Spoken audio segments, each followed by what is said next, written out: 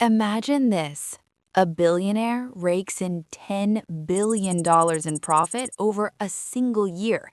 Pure gold. Your first thought? Wow, they must be handing over billions to the taxman, right? Wrong. Shockingly wrong. They often pay next to nothing in taxes. Zip. Zilch. Nada. How can someone legally accrue that much wealth and barely contribute to public funds? The answer lies in a sophisticated, multi-stage approach known only as buy, borrow, die. It sounds dramatic, maybe even a little illicit, but it's a remarkably clever, legal way the wealthiest navigates our financial system. Forget angry news headlines about tax loopholes. This is about understanding a deliberate framework.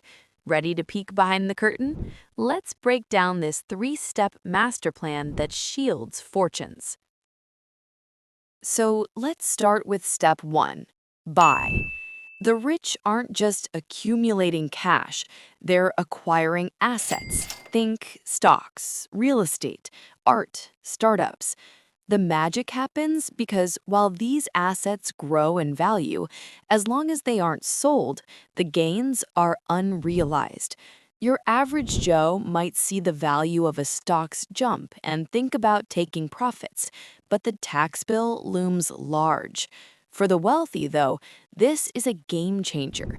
That immense growth, it sits there, untouched by tax collectors, because they haven't cashed in yet. This is where the buy part sets the stage. They continuously invest in things that appreciate, letting their portfolio balloon, but keeping it hidden from the taxman. The strategy hinges on the simple yet profound principle. Don't pay taxes on gains you haven't actually received as income. It's a way to build wealth in the background, protected by the unrealized status of the profits. This deferred taxation allows their wealth to compound far more aggressively than if every flicker of paper profit was met with a demand for cash. Now for step two, borrow. This is where things get really interesting, and for many, counterintuitive. You need money for a new mansion, a yacht, or maybe just to live comfortably. What do most people do? They might sell some stocks or other investments to fund their lifestyle, right? And guess what happens? Boom, capital gains tax. A chunk of their hard-earned profits goes straight to the government. The ultra-wealthy have a different playbook. Instead of selling those appreciating assets and triggering a tax event, they borrow money against those assets. Think of it like this. Your portfolio is worth millions. A bank or a brokerage firm will happily lend you a significant portion of that value, treating your assets as collateral. Here's the kicker. These loans aren't considered income. By definition, a loan is money you owe, not money you've earned. So when you borrow, you get the cash you need to spend, invest, or whatever else your heart desires, and you do it tax-free. It's like accessing your wealth without ever realizing the gain that's making it all possible. This tactic allows them to live extravagantly, fund new ventures, or cover daily expenses using money that has legally sidestepped income tax, all while their original assets continue to grow, unbothered and untaxed. And finally, step three, die. It's a dramatic end, but the perfect resolution. Remember all those assets, the stocks, the real estate, growing and being borrowed against, never sold? When a person passes away, their heirs inherit these assets.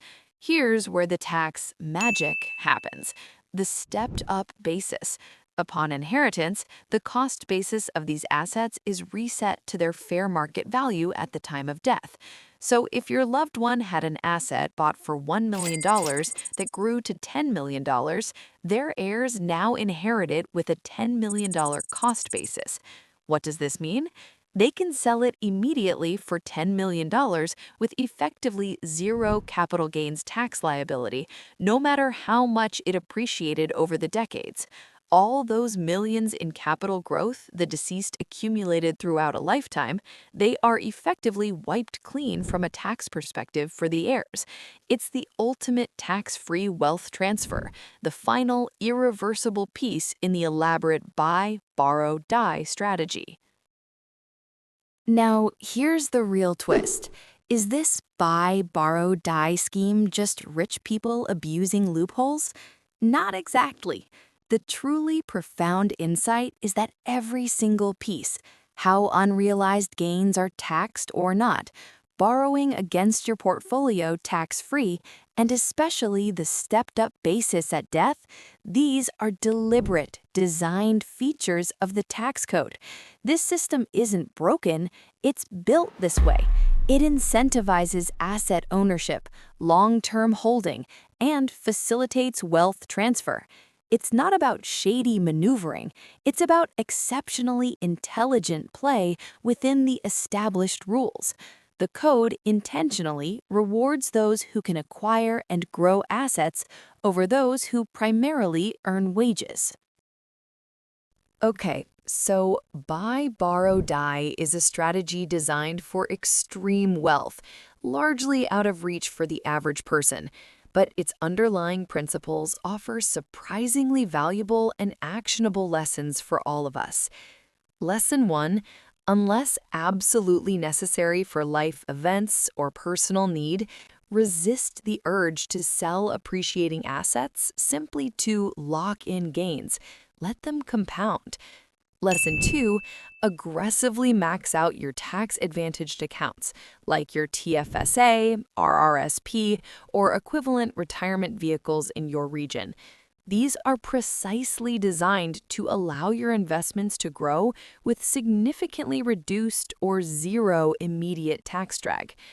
Lesson 3, deeply internalize this reality. The tax code is fundamentally architected to reward those who own and grow assets. While you won't be borrowing against your paycheck like a wealthy individual does against billions in stocks, strategic investment and long-term holding within tax shelters represent the closest, most accessible equivalent for us.